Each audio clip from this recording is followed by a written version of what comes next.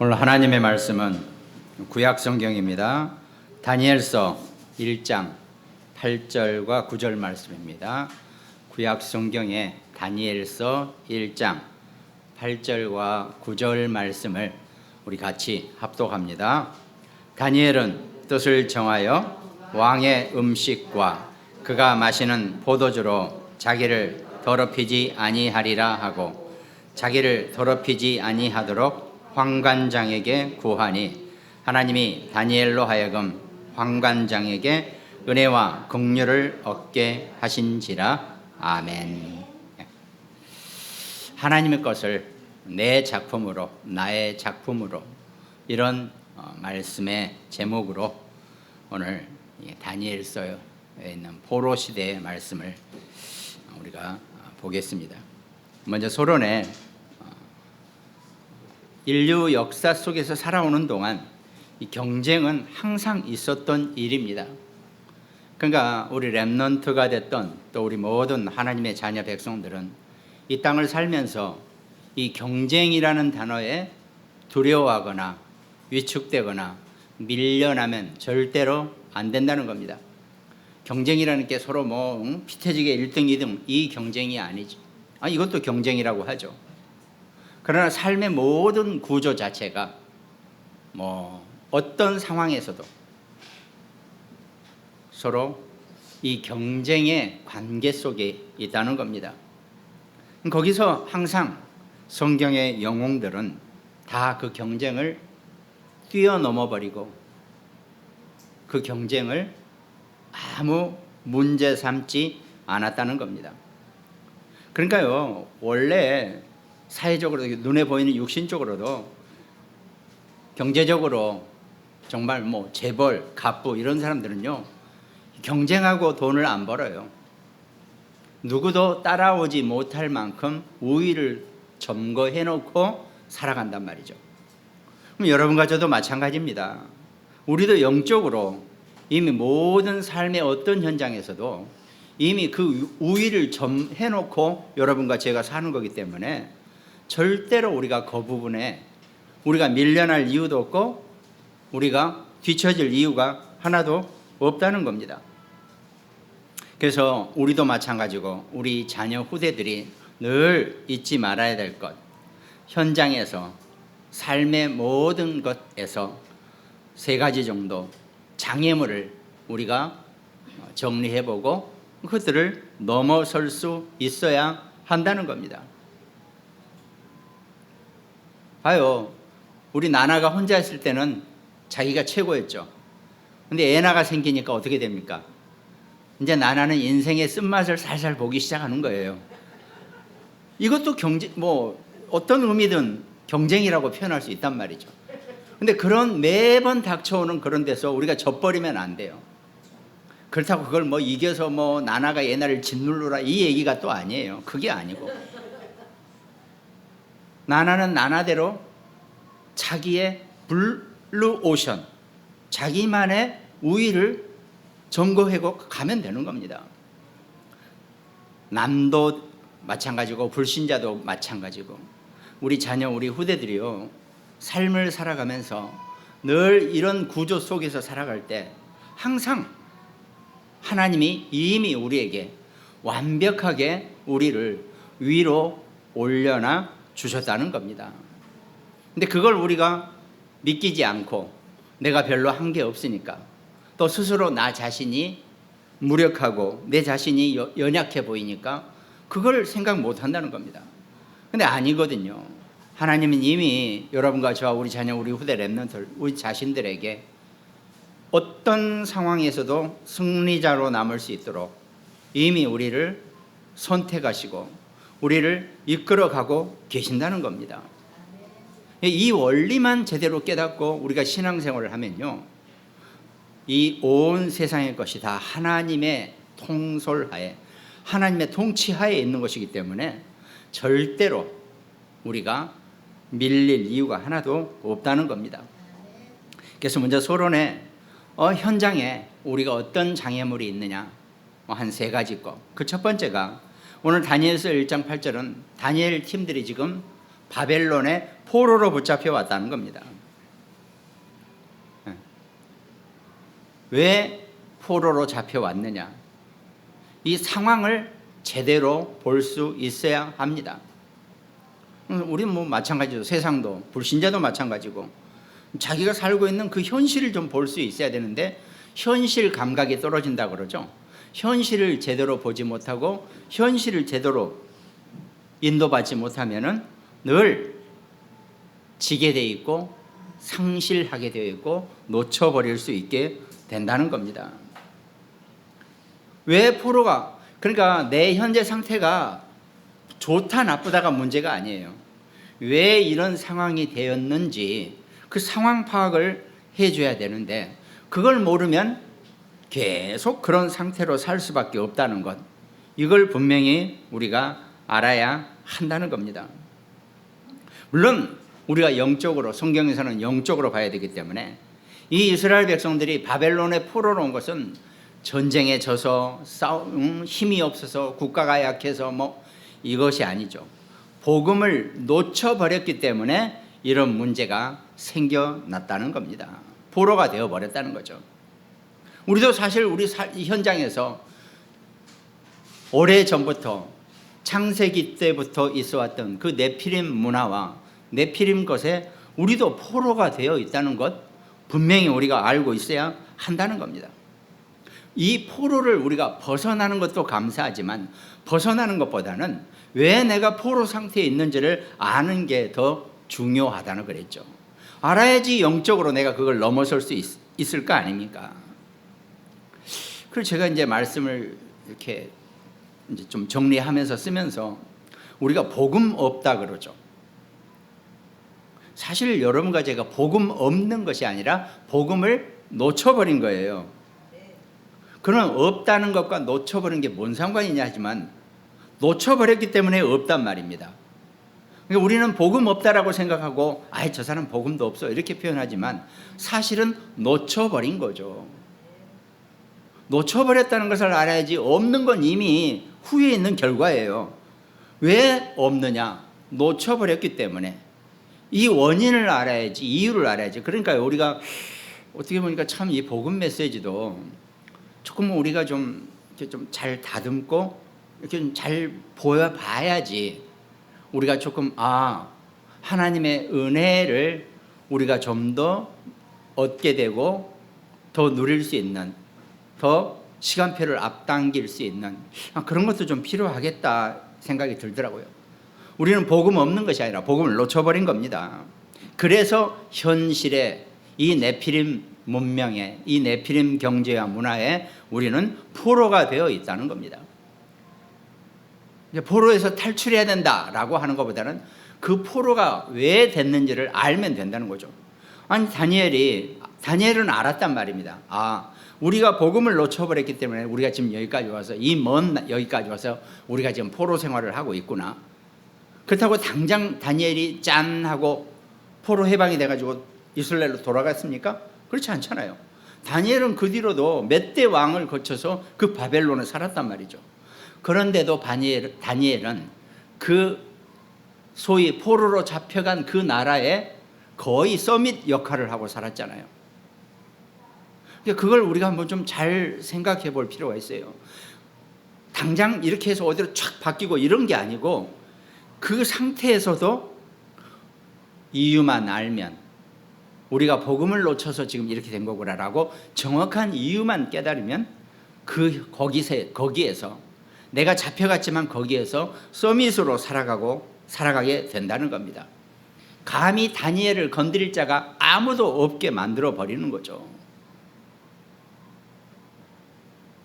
그걸 우리가 좀 잘 봐요. 우리는 그냥 포로로 잡혀갔으니까 포로로 빨리 벗어나 버리자, 포로 해방하자 이렇게만 생각하지만 그게 아니라는 겁니다. 우리 현실과 삶은 어쩌면 그대로 진행될 수 있어요.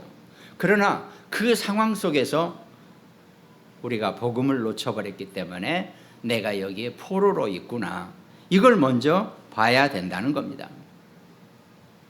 결국은 이스라엘 백성들은 몇 대를 지나서 다 거기서 포로 해방을 받고 다시 다 되돌아왔잖아요. 내 당대에 끝날 일은 아닐 수도 있어요.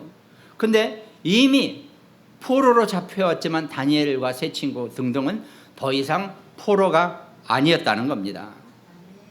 우리가 그걸 알아야 한다는 거죠. 천하 없어도 내 현장, 내 현실에, 내 삶에, 내 인생의 시간표는 하나님이 쥐고 있는 거기 때문에 그거는 내가 어떻게 할 수 없는 일이에요. 우리는 그 시간표를 누릴 수도 있고 그 시간표를 잘 흐름을 탈 필요가 분명히 왔다는 거죠. 대부분 어떻습니까? 문제가 포로 어마어마한 문제죠. 문제가 와버리면 사람들이, 성도들도 복음이 싹, 언제 내가 복음마저 가져 있었냐 하는 정도로 싹 놓쳐버린다는 거죠. 그러니까 그 상황을 제대로 못 넘어서게 된다는 겁니다. 이걸 먼저 정확하게, 이 포로된 상황에서 왜 포로가 되었는지, 정말 복음을 놓쳐버렸기 때문에 우리와 우리 자녀, 우리 후대들이 포로로 살 수밖에 없구나, 이걸 좀 볼 수 있어야 한다는 겁니다. 그렇다고 제가 누차 말씀드렸잖아요. 뭐 열심히 지곡정성으로 뭐 새벽기도부터 시작했고 막 하면서 이렇게 신앙생활 하라는 얘기 절대 저도 안 해요. 저도 그렇게 못 하는데요.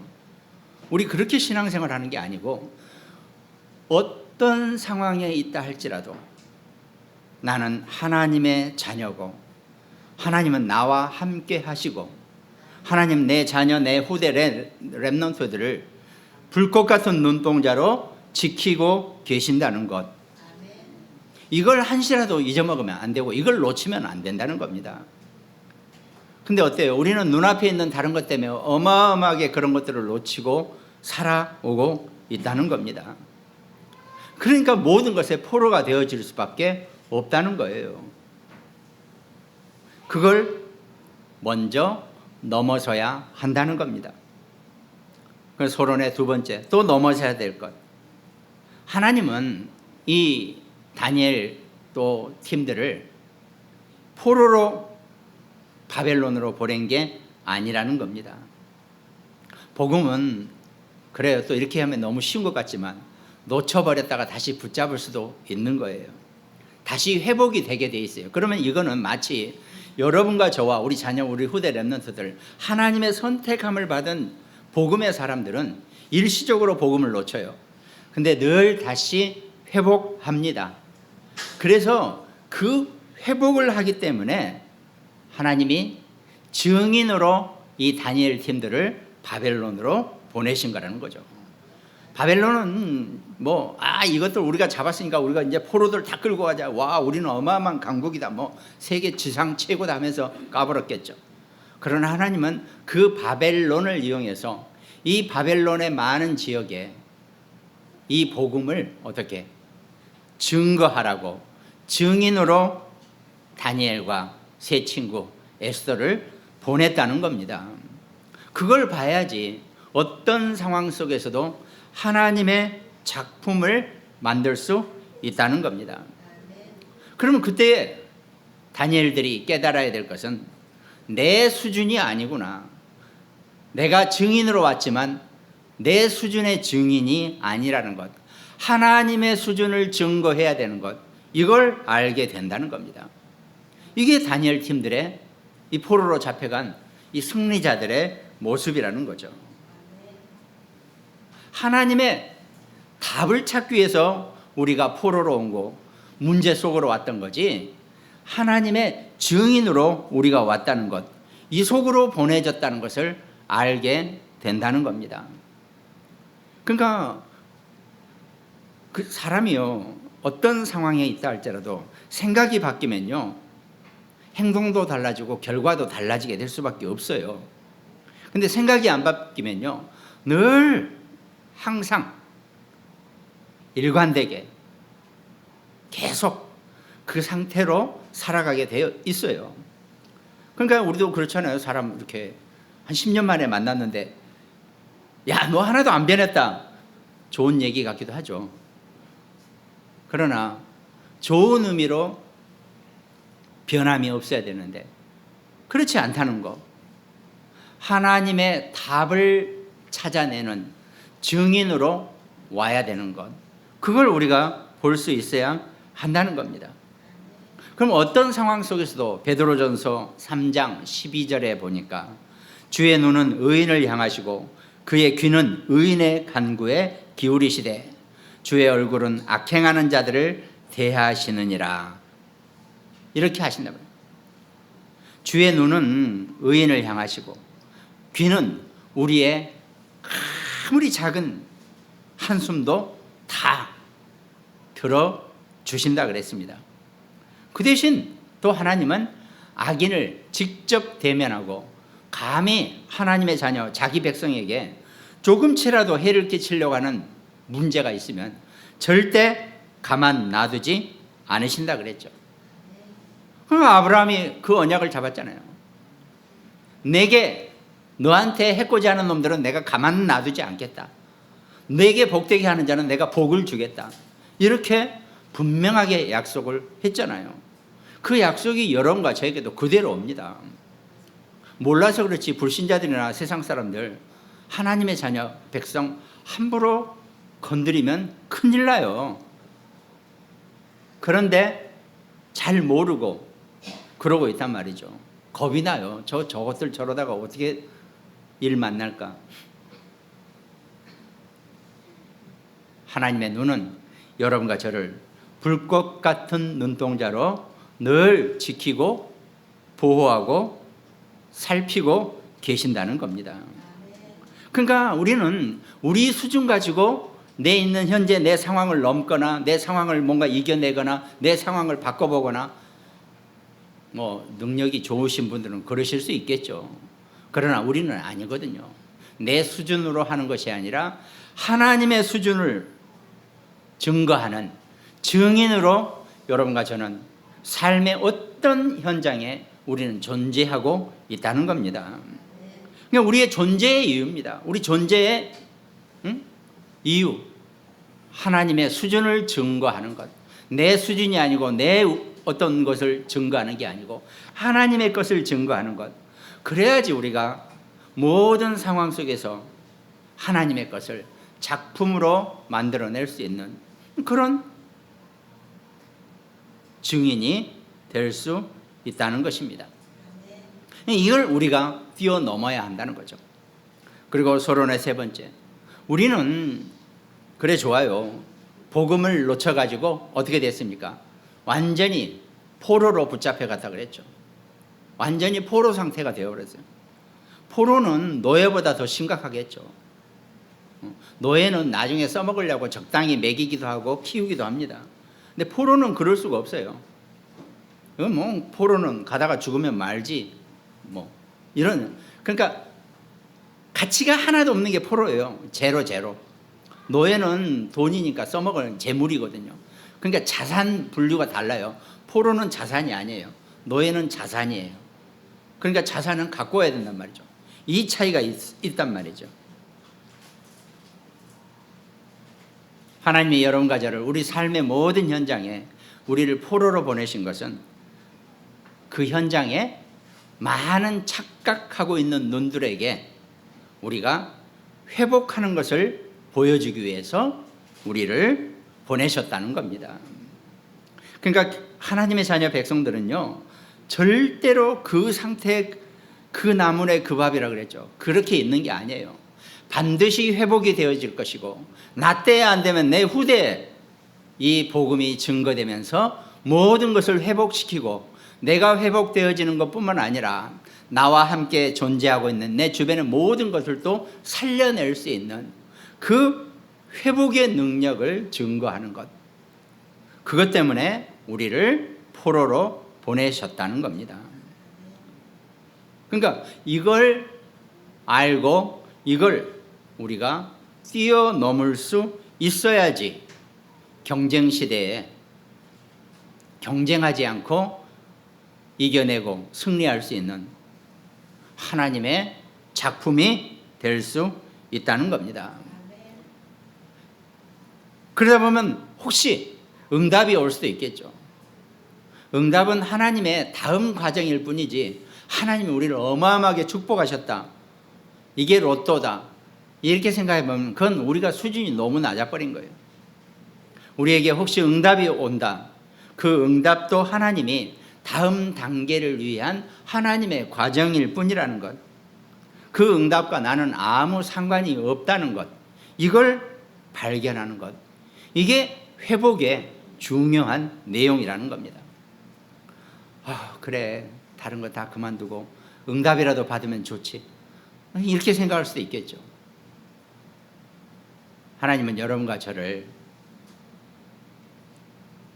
증인으로, 우리를 복음을 다시, 놓쳐버린 복음을 다시 회복하는 회복자로 여러분과 저를, 우리 자녀들을 부르시고 지키고 계신다는 겁니다. 우리의 신분권세 자체가 하늘나라, 하나님 나라의 통치 속에 하나님의 백성, 하나님의 자녀로 있는 거기 때문에 이 신분과 권세를 절대로 놓치지 않는 것, 이게 여러분과 제가, 우리가 이 경쟁 시대에, 늘 인류 역사 속에서 항상 있었던 경쟁 시대에 우리가 넘어야 될 장애물이라는 겁니다. 이겨내야 할 것들입니다. 그것만 알면 오늘 본론에 하나님의 것을 작품으로 만드는 행복의 것들, 그 행복의 내용, 이것들을 우리가 자세히 보고 누릴 수가 있다는 겁니다. 어떻게 보면 우리는 늘 위기 속에 있을 수 있다는 거죠. 인류가 살아오는 역사 속에서요, 늘 편안하고 아주 해피하게 살아온 꼭 그것만은 아니었잖아요. 항상 때마다 위기가 오고, 개인에게도 마찬가지입니다. 어떤 문제가 왔을 때 그걸 넘어설 수 있는, 그 위기를 넘어설 수 있는 능력이, 힘이 필요하다 그랬죠. 그것이 오늘 다니엘서 1장 이 바벨론 시대에 일어났던 세 사람, 세 팀에 의한 그 내용을 우리가 다시 한번 보는 거죠. 그러면서 각각 그 현장에 고질적으로 있는 것들을 우리가 볼 수 있어야 된다는 겁니다. 먼저 다니엘보다도 본론의 첫 번째는 다니엘의 세 친구 얘기를 먼저 드립니다. 이 다니엘 세 친구도 마찬가지로 이 바벨론의 포로로 잡혀왔는데, 쟤네들은 좀 똑딱하다, 나중에 쟤네들을 잘 이용해서 이스라엘을 통치하는데 이렇게 파견관이나 방백이나 이런 걸로 써먹어야지 라고 생각하고, 걔네들은 왕궁에 데려다가 훈련을 시키면서 자기 사람으로 만드는 거예요. 바벨론화 시키고 하는 그 작업을 하는 거죠. 그래서 적당히 지위도 주고 직업도 주고 달래기도 하면서 살살 구슬리는 중이란 말이죠. 그때 이 세 청년이 만난 그 바벨론, 어디 가도 그러니까 현장에는, 거기 현장에 전통이라는 게 있어요. 있잖아요. 예를 들어 우리가 어떤 새로운 데를 딱 가면 그 나름대로 그 조직의 전통이라는 게 있다니까요. 물론 그 전통을 확 무시해버려서도 안 되고, 그 전통에 내가 쓸려가서도 안 되죠. 물론 교회는 복음의 전통이 있죠. 그거는 우리가 무시하고 깨부실 게 아니고, 그렇지만 대부분 삶의 현장에 있는 모든 조직 안에서는요, 그 흑암 문화의 전통이 늘 존재한다는 겁니다.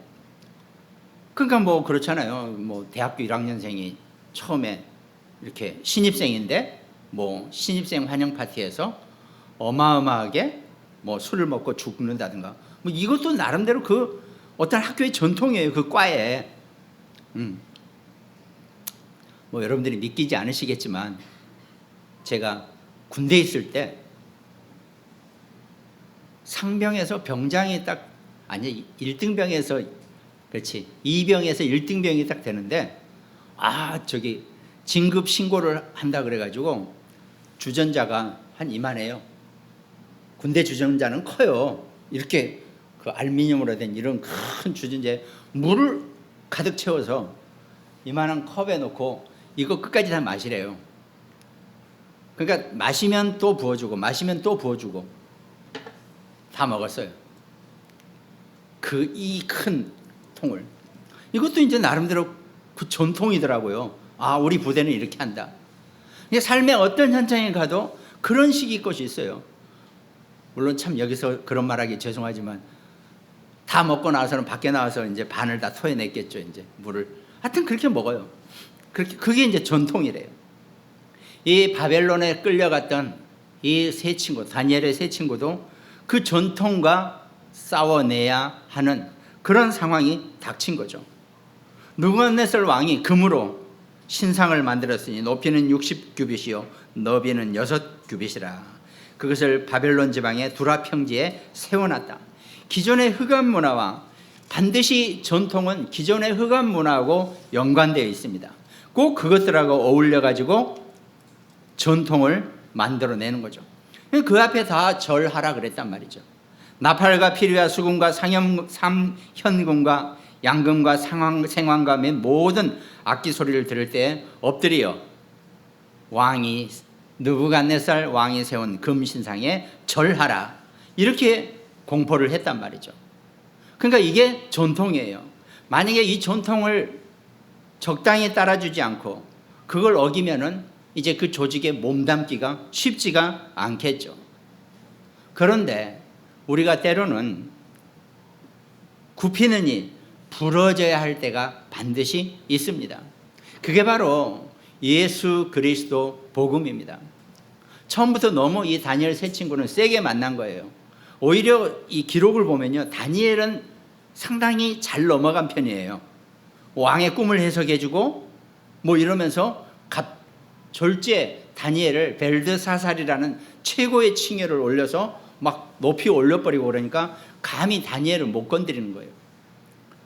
그러니까 지금 많은 사람들이 물어보잖아요. 아니 그러면 금신상에 절을 할 때 세 친구는 절을 했는데 그럼 다니엘은 어디 갔냐? 다니엘은 절했단 말이냐? 안 했단 말이냐? 막 이거 물어본단 말이죠. 또 어떤 사람은 재밌게 딱 그때 다니엘이 배가 아파가지고 화장실 갔을 거다 뭐 이렇게도 얘기합니다. 자, 느부갓네살 왕이 만든 금신상에 다 절할 때 왕은 절했을까요? 안 했을까요?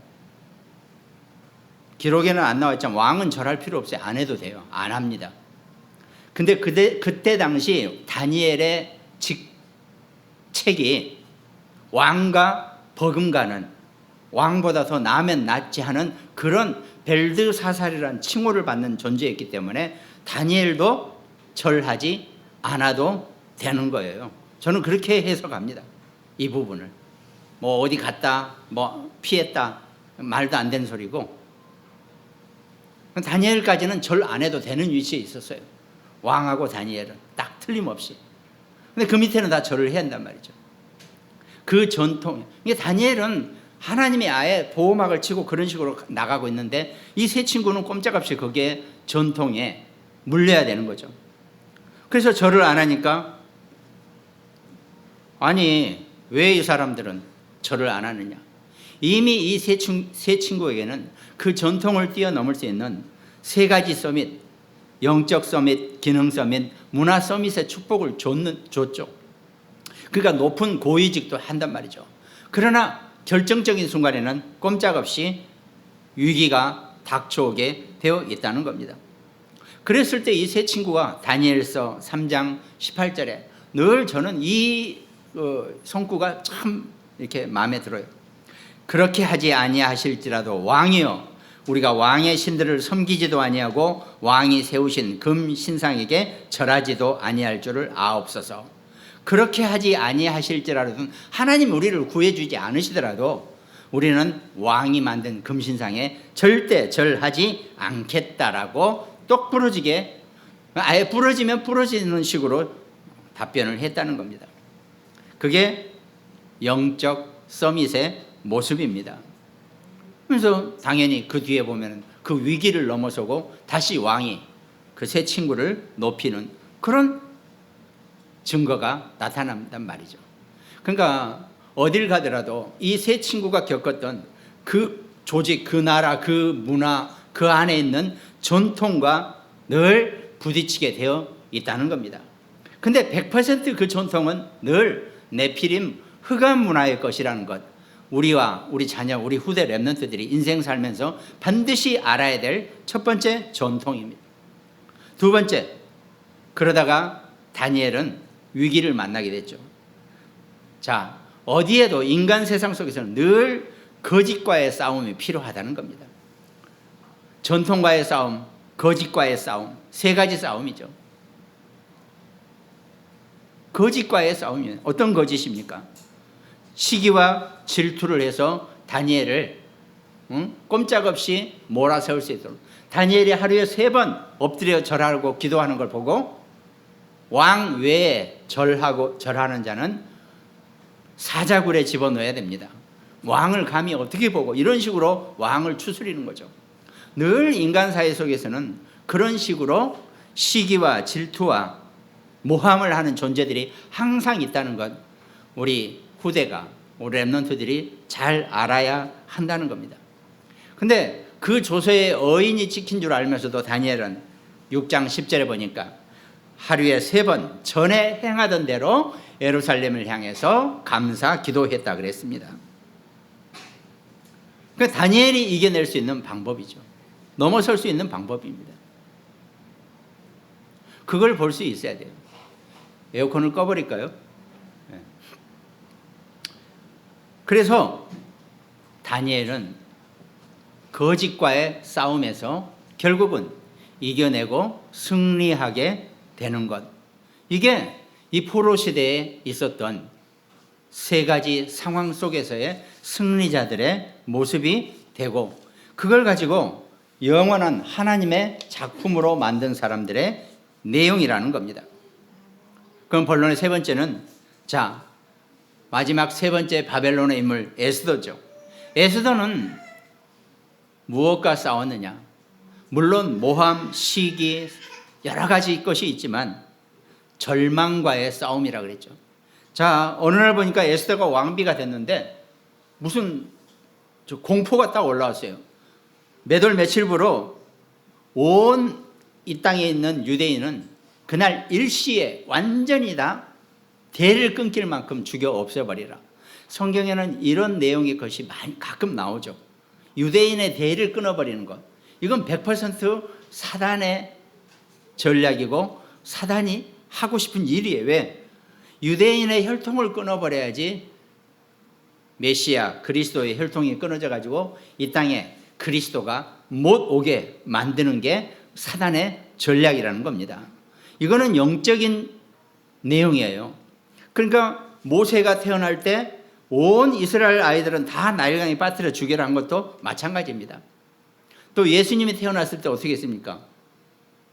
3세 이하 아이는 전부 다 죽여라, 헤롯 왕이 그렇게 선포를 했잖아요.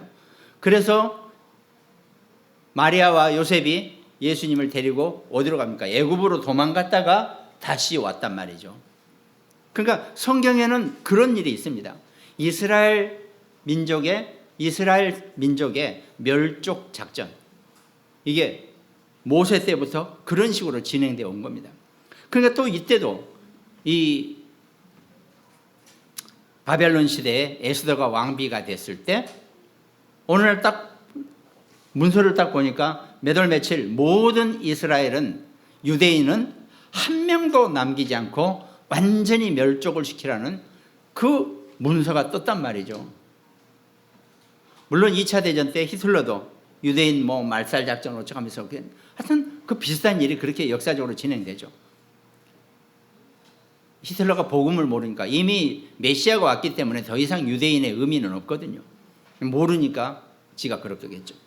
아무튼 에스더가 그 공문을 보고 그 삼촌 모르드게가 그때야 비로소 에스더에게 얘기하는 거죠. 네가 전에 왕비가 되었을 때 네가 유다인임을 말하지 말라고 내가 분명히 얘기했지. 아무도 너가 유대인인 줄 모른다. 그런데 우리는 다음 달 10일 며칠이면 우리는 다 죽게 돼 있다. 너 혼자 살게 될 것이다. 그러나 하나님은 우리를 죽게 내버려 두지 않으실 것이다. 만약에 이때 네가 나서지 않으면 하나님은 다른 일을 통해서 우리를 살려내실 것이다. 그러나 너와 내 집은 망하게 될 것이다. 이렇게 그 삼촌이 얘기한단 말이죠. 에스더가 작정을 하고 왕 앞에 나선단 말이죠. 재밌는 게 그 에스더 왕이 왕비가 된 이유는 그 전 왕비가 왕이 불렀는데 안 왔다는 거예요. 그래서 폐위가 됐어요. 이번에는 에스더는 왕이 부르지 않았는데 나타나면 또 폐위가 되는 거예요. 하여튼 그 나라 법은 희한하죠. 하여튼 그런 상태예요. 그런데 왕 에스더가 어떻게 합니까? 죽으면 죽으리라 하고 그 절망과의 싸움에서 이겨낸단 말이죠. 인생 육신의 삶을 살면서 죽는다는 건 사실 끝을 의미하죠. 물론 누구나 다 끝은 옵니다. 여기서 뭐 200년, 300년 살 사람은 아무도 없어요. 끝은 옵니다. 그런데 때가 아닐 때 죽음은 절망과 같다는 거죠. 그 절망과의 싸움에서 이겨내는 자, 그것도 내 힘으로 이겨내는 것이 아니라 하나님의 능력, 하나님의 힘으로 이겨내는 것, 그게 절망과의 싸움입니다. 그게 여러분과 저와 우리 자녀, 우리 렘넌트 후대들이 이 땅을 살면서 전통과의 싸움, 늘 그 조직 안에 있는 거짓과의 싸움, 그리고 절망과의 싸움입니다. 여기서 이겨내고 승리할 수 있는, 그래서 어떤 것이든지 하나님 것을 나의 작품으로, 하나님의 작품으로 낼 수 있는 그런 하나님 자녀 백성의 축복을 우리 자녀들이, 우리 후대가 정말 마음껏 누리고 살아야 할 것입니다. 그런 응답을 여러분과 저와 우리 자녀들, 우리 후대가 항상 누리게 되기를 주님의 이름으로 축원드리겠습니다. 그럼 결론에 우리는 또 우리 후대 렘넌트들은 어떤 상황에 올지라도 왕 앞에 설 수 있는 다니엘처럼 왕의 꿈을 해석하고 왕의 이상한 현상을, 기이한 현상을, 하나님의 사인을 치유할 수 있는 그런 자리에 설 수 있는, 그것이 세계복음화입니다. 다른 게 아니고, 우리가 그냥 세계복음화 그러니까 막 엄청, 그렇죠? 여러분과 저도 마찬가지죠. 세계복음화하면 일단 지구본부터 떠올립니다. 이거 뭐 안 가본 나라가 더 많은데 무슨 세계복음화야. 내가 있는 현장에서 내 자신이 치유가 되어지고 내 주변에 있는 사람이 치유되어지는 그런 치유의 자리에 설 수 있는 것, 그게 세계복음화입니다. 하나님 여러분과 저한테요, 온 세상을 오지랖 넓게 다 다니라는 얘기를 하는 게 아니에요. 지금 그 얘기가 아닙니다. 그리고 지구는 둥글기 때문에 전에도 얘기했잖아요. 뒤돌아서면 거기가 땅 끝이에요. 내 뒤가 끝이에요. 한 바퀴 돌아오니까. 그러니까 왕을 그 시대마다, 왕이라는 것은 딴 게 아닙니다. 높은 여정. 그 시대마다 인류에 영향을 주고 인류의 역사를 움직이면서 육신의 것을 움직이는 그런 존재들에게 치유를 시킬 수 있는 그런 자리에 우리 자녀들이, 우리 후대가 세워지게 된다는 겁니다. 그러면서 우리가 가지고 있는 내 업, 내 직업, 내 학업, 내 어떤 전문성이 정말 237과 5천 종족을 하도록, 선교할 수 있도록, 거기에 맞도록 내 사업을, 내 직업이, 업이 구체화되어진다는 겁니다. 뭐 거리가 멀어서 그렇지 정말 내가 여기서 호떡 장사를 한다, 내가 만드는 호떡은 지구상의 저기 반대 그 뜨거운 아프리카에서도 너무 맛있다라고 할 만큼 그 정도는 만들어야지 승리자가 되는 거예요. 근데 저는 그런 사람을 별로 보지 못했어요. 불신자들이든 뭐든 가서 이거 맛없는데 라고 얘기하면 얼마나 나를 째려보는지.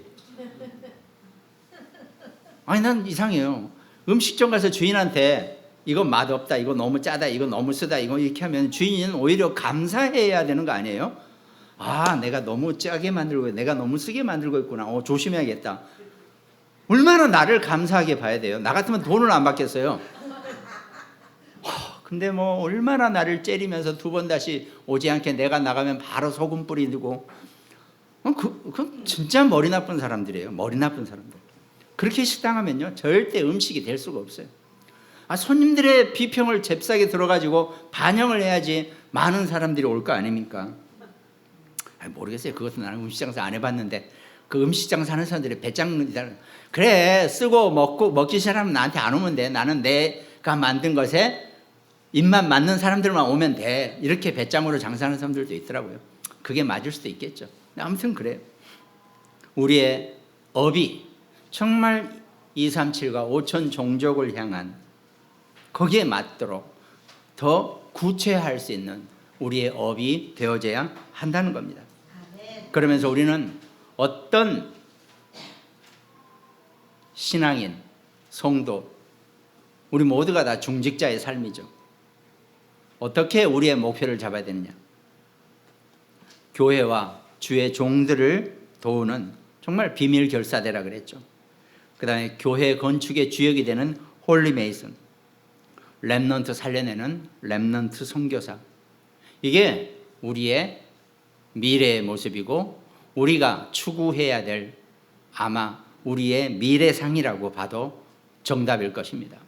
적어도 그 정도 놓고 기도하면서 신앙생활을 하면 나머지 것은 자질구레한 것들 정말 하나님이 다 넘어서게 하고 이겨서게 하고 뛰어넘게 하시고 승리하게 해 주실 줄로 믿습니다. 그 응답의 증인으로 주인공으로 살게 되시기를 주님의 이름으로 축원드리겠습니다. 또 말씀 함께 나누는 우리 모든 가정들, 굿모닝 병원 현장, 우리 당진, 서산, 태안, 대전, 또 광주, 인천, 강릉, 일본 미국지교회, 또 우리 어영공단, 또 여주의 김종분 권사님, 또 우리 특별히 세종에서 우리 말씀 함께 드리고 있는 우리 이송미 집사님, 정말 한 주간 하나님의 말씀으로 증인으로 회복되는 자로 승리자로 남게 되시기를 주님의 이름으로 축원드리겠습니다. 기도하겠습니다. 하나님 감사를 드립니다.